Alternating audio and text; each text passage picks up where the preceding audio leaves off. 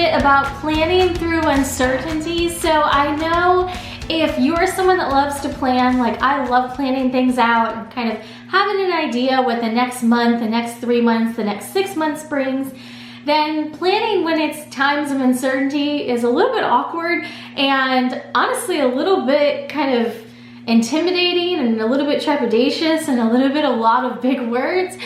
But I wanted to share what I'm doing, and it's kind of the method of you don't try to eat a whole elephant at a time, you just bite off a little bit, a piece at a time, or whatever that saying is.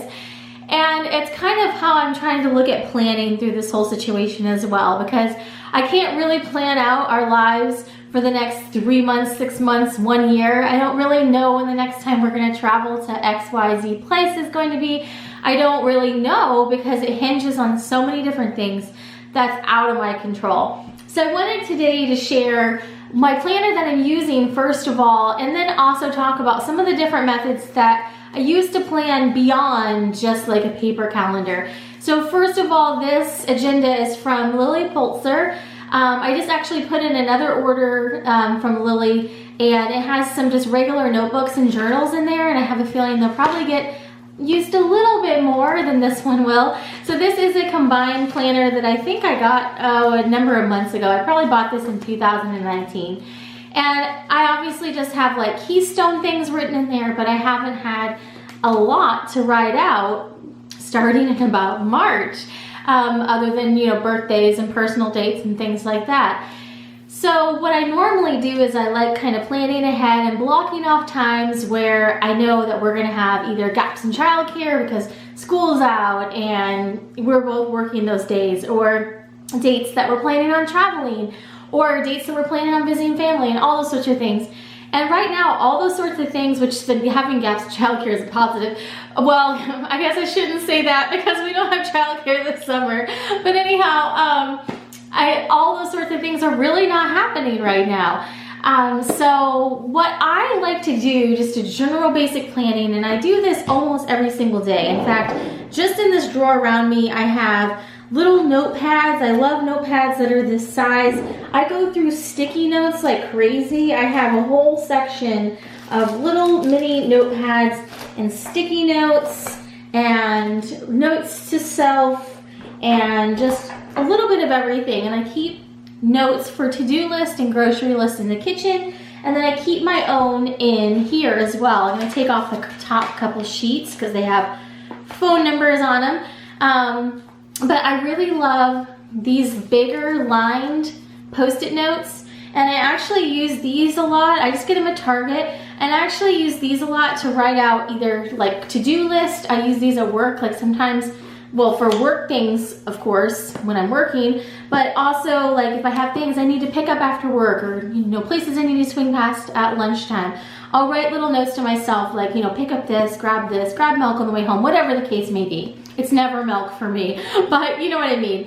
And then I'll actually stick them to my, you know, planner on the day that I'm planning for on there. So anyhow, I do use my electronic planner primarily when I'm working full-time out of the home, because all your meetings and all of that end up on there. I can access it from my phone. It changes real time, so if someone cancels a meeting or changes the time or adds a note to it or whatever, I can see it right there. So I do primarily rely on my electronic calendar, but there's just something really nice about being able to write something down and having it tangible in front of you. So I still really enjoy planning out things in written form. It's just not as detailed a lot of times. But what I'm finding now that I'm home more is I'm gravitating towards putting things on my work calendar less, or my electronic calendar, and starting to gravitate towards writing things down. It doesn't mean it won't change once we go back. But one of the things that I wanted to share each day, and I pretty much do this every single day, I have really long notepads in the kitchen, and they are kind of my preferred notepad. I can kind of share some examples. Right now, all the ones I have in here are actually holiday ones for some reason, but I get these from the Target dollar spot, and I use these a lot for my daily planning. And what I will do is I will just make a list of like my big keystone things for the day. So say I have an extra thing that I need to bring in cards for work or a potluck or something, I would write that on there to remind myself, and I would just put a little note of the day. If it's something at a specific time that's coming out normal, I might even put the time on there. So it's almost like I have little traveling agendas, and I'll just take it with me throughout the day, like a shopping list almost. And it really helps me kind of just keep my day organized and kind of in my mind. So actually, if you think about it, I was kind of using the just buy a little bit off at a time method even before all this started, by doing these kind of daily lists. And I have all kinds of cutesy note paper in our kitchen, which is typically where I write these out for my daily list.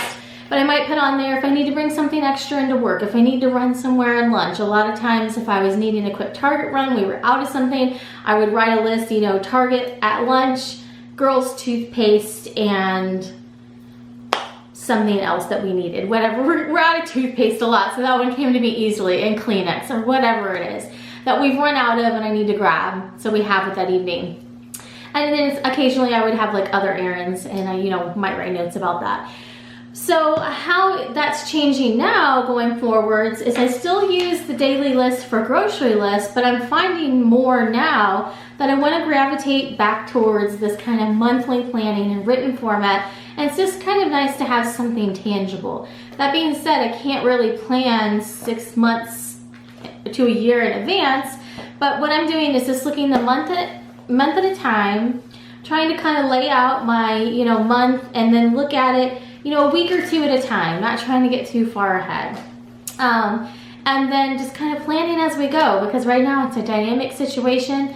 Things are in flux, things are changing, and you know, who knows what it's going to be like a month from now. So hopefully this helps. I really, really love these Post-it notes, are my favorite, and I'll share my Lilly haul whenever it gets here. Like I said, I had this one, I believe I got this one at Belk, but I love these bright colors, and it's not like an everyday, you know, I did get a couple tops on my haul that I'll share, and I wouldn't necessarily wear this every day, but some days I'm just ready to wear loud, bright colors, and I think that this would be perfect for that. It doesn't work for every single occasion, but I also think that their stationery is just so, so cute, just to kind of show you some of the different variations.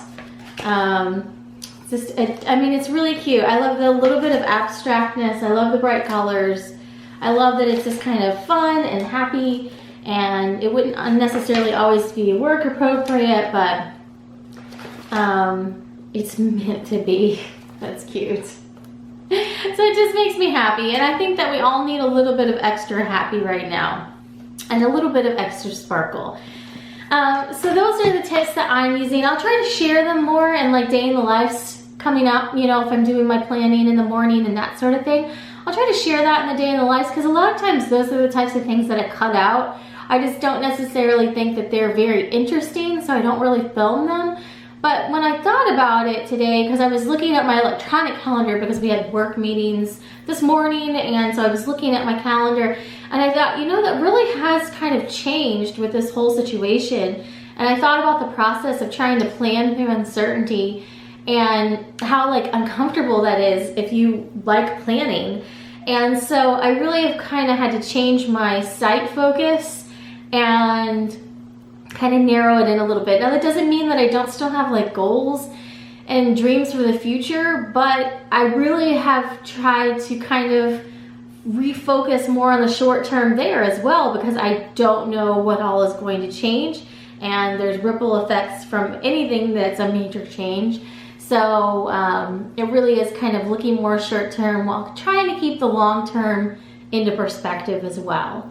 So let me know if you have any tips for planning through times of uncertainty, how you've tackled planning in the comments down below. I'd be interested to hear, and also let me know what planner you're using right now. I've obviously been really into Lilly planners and that sort of thing, but I have had Erin Condren planners in the past.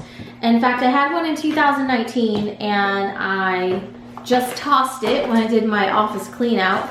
But I have really cute covers for it, so once we get back to some semblance of regular life or something, I might get another little refill. I have this one that's rose gold, and I also have some flamingo ones down in here. Yeah, this is the one I wanted to show you. This one's very cute.